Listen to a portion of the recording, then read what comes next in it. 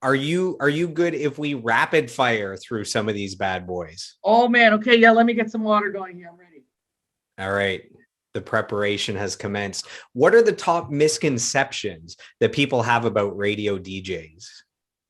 That we pick the music. We don't. It's not us. There's somebody else that does it for us. All we're doing is playing it and filling the space in between. Being on the radio for the last 17 years in Ottawa, do you think it gives you a special appreciation for the city, for the people, for the music scene? 100%. I absolutely disagree with the fact that people say that Ottawa is the city that fun forgot, because I have a lot of fun in this city. And the one thing that I do hope for is that once this pandemic is over and the economy starts to bounce back, I hope that it goes into the local music scene and we stop losing our music venues. This is what I want. I love that we are doing a lot of things at Bronson Center and we're doing stuff at Saw, and Saw had a big revamp, but like we don't have Ritual, we don't have Babylon. I wish someone would just give us Barrymore's back so we could fix it and rock the shit out of that place, you know? So that's my hope going forward. Yeah, see, I actually wasn't aware of all the venues that have closed here. I was just at the Bronson Center for I Mother Earth the other day. Tonight, I'm at the Bronson Center with Bad Flower. So I had Yes, a friend won some tickets and can't go. So as soon nice. as we're done, I'm going to head out there. So I know the Bronson Center is alive and well, but I didn't know that all those other ones had closed. I guess I got to look into that. Well, and like Zaphod is no longer, but 27 Club is there. 27 Club is great. The Dominion's still going. The Laugh is still going. But you know, like Babylon was a place for it was a great room. It was a great venue, a smaller venue too. So yeah, it's just we need to somehow get music money back into the hands of the artists, or at least into the venues. That's what I'm gonna say. I saw Alexis on Fire at Babylon back in the See? day. Right? Like, but I've been sick. They've been ridiculous. I can't wait to see them this summer. It's gonna be awesome. So you've been a professional DJ for a long time. What do you account for that longevity, and how do you still keep this fun after all this time? Oh shit, I don't know. I think it's because I don't want to grow up. Like, I think that that's what it is. Not that I'm not a grown up, but I think the fact that I'm young at heart, adulting's not cool, but I know I have to do it. Just check my bank account. Yeah, I don't know. I think what it is, I don't take this job. I don't take anything that I have for granted. I don't take this opportunity for granted. I'm grateful every day that I get to wake up and really do this job that isn't that hard, you know? Like I'm like, and a lot of people say to me all the time, "Oh my God, I can't believe it's you." Like they fan out, like, "Oh my God, Chelsea Miller, like I can't believe it's you." And I'm like, dude, don't fan out towards me. Like, did you go see that doctor at CHIO who just saved this fucking kid, or a paramedic, or someone like? And that's awful, because I shouldn't discount what we do, because we also lift people up. We give people company. We get them through tough times. We share music with them. Music is a healing. It's a healing entity. It helps you through your best times, your darkest times, and we're the facilitator in that. So I need to stop discounting what we do, and maybe it's because I'm a bit too humble, or I don't know, but I am very lucky, and I'm very proud that I get to do this every day. Well, that they let me anyway for now. See, after this podcast comes out, just kidding. Do you listen to music at home, or do you get your fill at work every day? And then if you do listen to music at home, who would you say are your all-time favorite artists, favorite albums? Right now, I listen to what we have on vinyl. So my I call him the boy on the radio. So the boy has a very eclectic vinyl collection, as do I. But at home right now, we're listening to, like, if I can get Pearl Jam on, I will. There isn't a day that goes by that we don't have a Clash record on, whichever Clash record might be at the top of the pile. That's a big thing. Right now, we're really into listening to the White Stripes and Jack White. The latest Royal Blood album is fucking killer. I have a Lagwagon album that I've been listening to too, from a listener. My No Effects albums, I have them too. The Foo Fighters latest one is really good. So we try to turn the TV off on weekends and just play records, but we have a lot of old stuff too. Like I have a great specials record that we spin a lot, especially if we're getting ready to go out, get us a little dancey. We also have some Bowie in the house, so lots of Arcade Fire too. So yeah, it's pretty eclectic. Um, but it's and like a lot of older stuff too, like the stuff that you find on like soundtracks. Like I have both Guardians of the Galaxy soundtrack, which I think that's one of the best soundtracks that a movie has ever put out, besides anything that came out of the 80s, obviously. But yeah, so that's that stuff. So a few responses to those artists. I every year I make a list of my top albums that came out, and I had the Royal Blood album in my top albums of 2021. So that's a killer album. I just listened to the new Jack White. I was going to say Jack Black, the new Jack White album that Right? came out a few weeks ago. It's killer, especially if you're a guitarist. Oh my Just god, crazy guitar, crazy sounds, crazy tones. I You know. mentioned Pearl Jam. They're playing Ottawa. Or you happen to be going to that at all? Tickets are No, I not don't. cheap. Tickets No. are not cheap. So one thing I haven't admitted yet in this podcast that I guess I must, I'm part of the 10 Club. So I'm part of the Pearl Jam fan club. I've been part of the fan club for probably 15 years.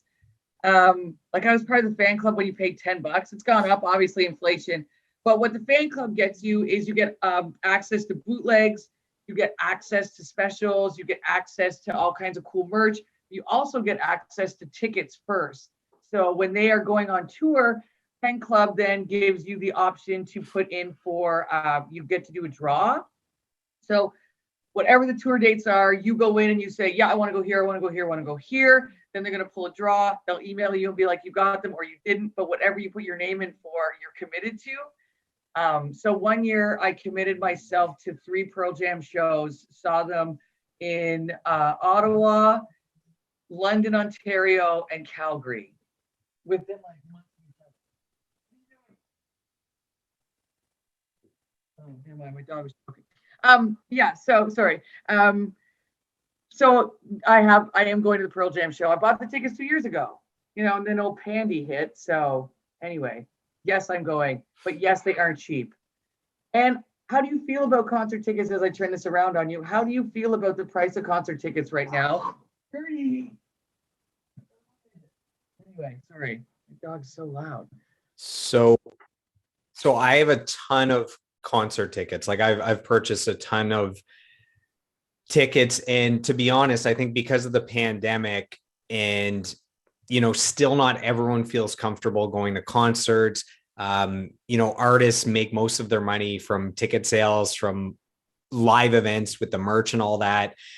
So I think I've noticed that most tickets are cheaper than usual, because it's like they want to put the bar pretty low to get people back in. So I have tickets to, I don't know, 10, 15 upcoming concerts, all of Blues Fest. Like that's what I do. And most major artists tickets are like, I'd say on average about $40, 30, $40. And then I had a friend that said, hey, any good concerts coming up? I'd love to go. I haven't gone to a concert in years. And I said, well, Pearl Jam tickets go on sale, whatever, in a few days. I'd be willing to go to that. And I look, and tickets start at $150. And I told him, I'm like, I don't like Pearl Jam that much. Like, I like Pearl Jam. I respect them.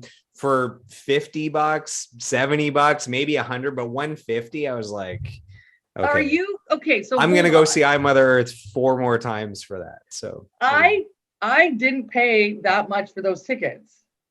I didn't pay $150 for my tickets. There's no way. Yeah, but you're also super fangirl from the last 15 years. I guess like when you get your ticket for like $40 and you get a free massage when you're there. It's not fair. From Eddie, by the way. Yeah. No, I'm just kidding. I pay 150 for that. Yeah. I don't think I would pay 150. Like we paid. But he sings to you while he does it as well. And swings and he swings. He always lands and swings on something and drinking wine at the same time. Well, we're going to see a festival in Boston 3 days. And it cost us let's say with exchange for 2 GAs for 3 days, it costs us $700. Like, that's not bad for 3 days. Okay, all of Blues Fest cost me like $212 or something. And then just Pearl Jam is going to be that price. Come on. Yeah, I'm going to see Rage Against the Machine within I know. all of Blues Fest. Yeah. Come on, Eddie Vedder. What are we doing here? Rage Against the Machine, Alanis Morissette, Garbage, The National, The Beaches. We're going to see so many people at Blues Fest. It's crazy. That's too much money. As a super fan, I'm even saying $150 is nuts. So I would say there should be $150 tickets available to that show, but it shouldn't be 300s, worst seat in the house, back against the wall. There's no reason that ticket should be $150. That's all I'm saying. 100%. Like, make that 100%. Ticket $40 or $50 and I'm there.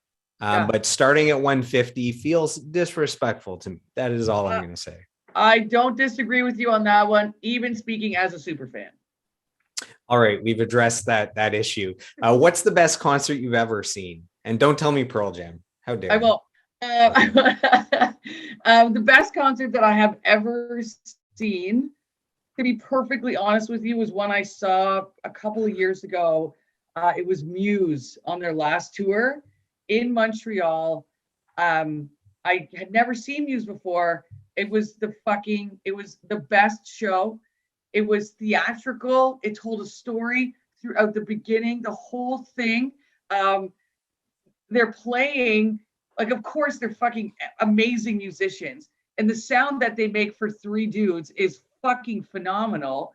But it was everything else. It's the arts. It's the theatrical part, the story that you watch unfold throughout the whole thing. It was just fucking great.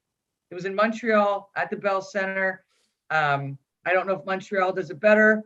You know, I saw Prophets of Rage at Montreal, one of the best fucking shows I've seen too. And I wasn't on the Prophets of Rage is a super group, right? Yeah. It's a super group, including members of Rage Against the Machine. Rage Against the Machine, and then Cypress Hill and Chuck D. One of the guys from Cypress Hill, and then Chuck D. Dude, it was so great. It was awesome. And I going to the show, I'm like, oh man, this was 6 years ago. I was like, oh shit, I really hope I'm in the pit. Got there, was in the first row, was in the first level, mid section. It was great. And then I looked at the pit and I was like, I am so glad I'm not in there. The entire floor was just this of fucking people. And then there was this old dude with like long hair, just like rocking out, like surfing the whole thing. But like Montreal, they do it crazy. It's fucking nuts. They're crazy and they don't hold back. And I'm old. So I was like waving from up top, like, this is great. So those are two really great shows that I went to. I also went to Bonnaroo years ago. So there were so many shows at Bonnaroo back in 2014. Like Elton John. Oh my God. Elton John on the third day of a festival, when you've done probably enough drugs to like put you in some emotional state. And he starts singing Tiny Dancer and the whole crowd starts to cry. Like, you're not crying because the song, you're crying because you haven't slept in fucking 4 days. Anyway, those are those ones. The first concert I saw back after the pandemic was Dream Theater in Montreal, which was insanity. And on May 17th, I head back to Montreal for a concert that's been rescheduled for the last 2 years, going to see Megadeth in Montreal. Oh my God. You're going to have the best time. I'm seeing Metallica for the first time in my entire life at the end of May. Wow. Where's that? That's not in Canada. No, it's in Boston. With the Strokes, Weezer, Run the Jewels. It's a festival in Boston. It's Boston calling. It's going to be nuts. You'll be impressed. In Ottawa, back in the day, I saw Godsmack open for Metallica, so it was a double bill. So I have an Ottawa Metallica show that I've seen, and then I saw them in Toronto at the Sky Dome or the Rogers Center with 50,000 people. So wow. So yeah, if you've never seen Metallica, that's going to be amazing. And speaking of, the bands that are known as the greatest live bands still active. There's Metallica.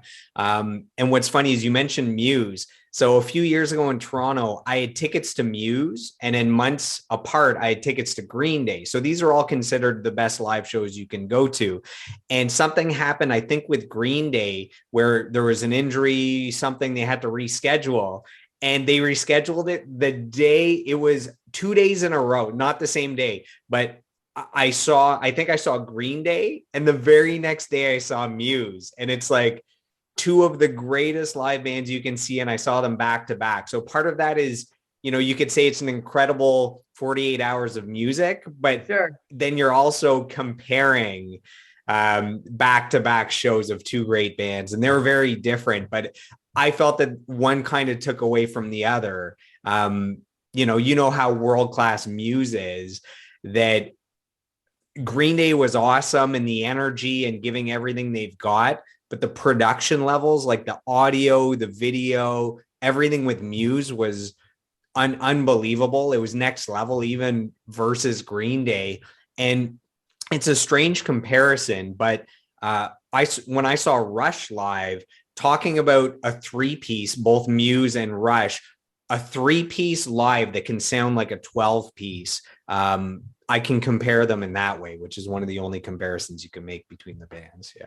Oh, absolutely. And yeah, I totally agree with you. I think comparing, Green Day and Muse, I don't think you can fairly say one was better than the other, because they both bring two completely different shows to you. You know what I mean?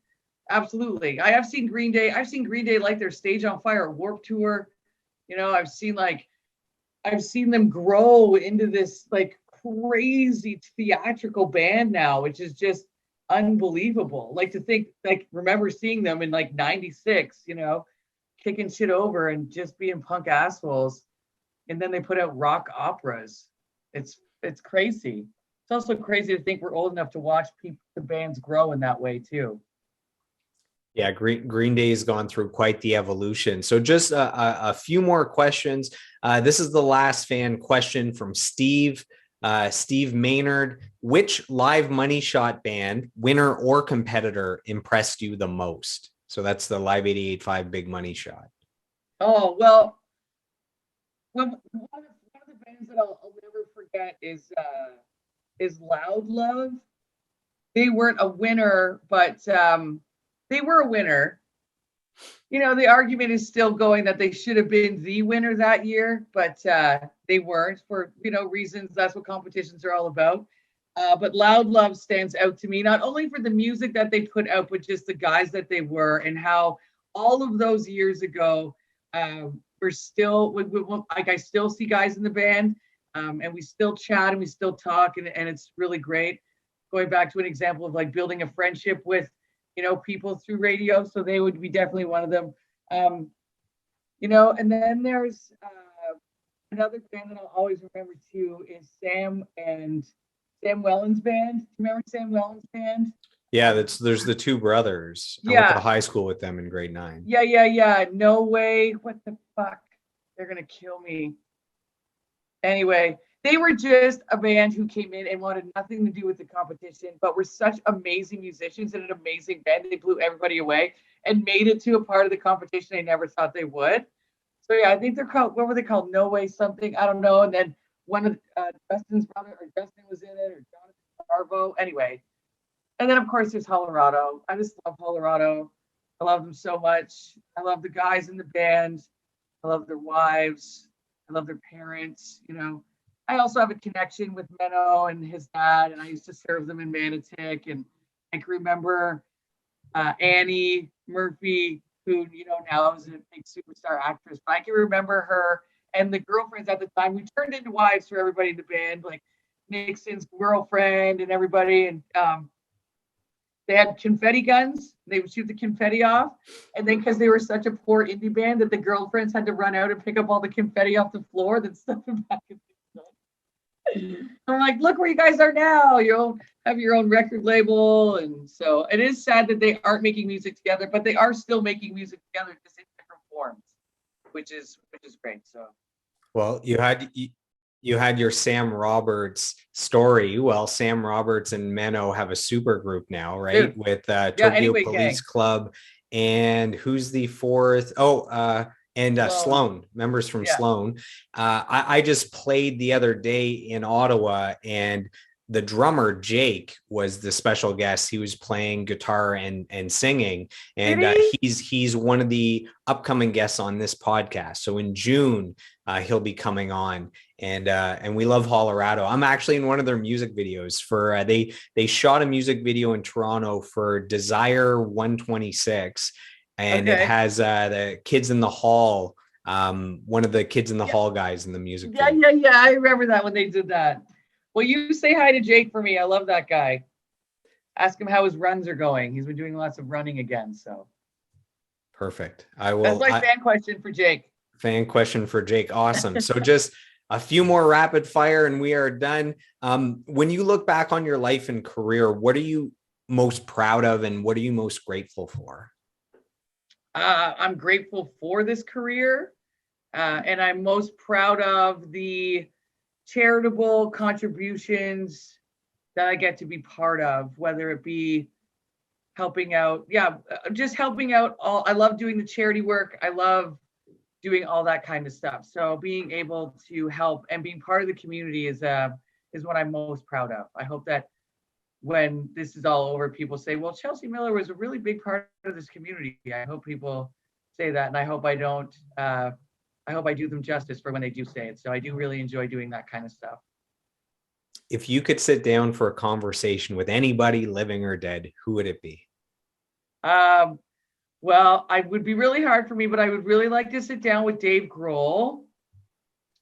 For so many reasons. I want to sit down. I have to say Eddie Vedder, but I don't, I guess, have to, but I would. Like, I wouldn't say no. I would want to sit with John Favreau and pick his brain. I think that would be great. I would want to sit with Linda Perry and see how that shit is all about. You know, she's gone through some pretty crazy shit, done a lot for the industry.